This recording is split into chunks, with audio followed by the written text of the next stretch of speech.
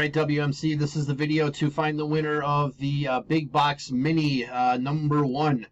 So we'll check the time, July 8th at 3:25 p.m. I'm going to go over to the Mini and type live. We have July 8th at 3:25 p.m. There is the list of our 18 entries. We're just going to randomize your names, and then whoever's on top after the final roll wins a guaranteed winner spot in the main.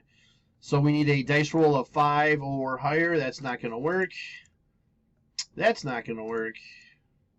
9 times. Here we go. Good luck. 1, 2, 3, 4, 5, 6, 7, 8. Last and final. Here we go. Good luck. It is Kevin. Spot 9 is your winner.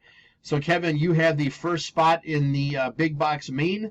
There is our verification code, our timestamp, once again, July 8th, 3:26 p.m.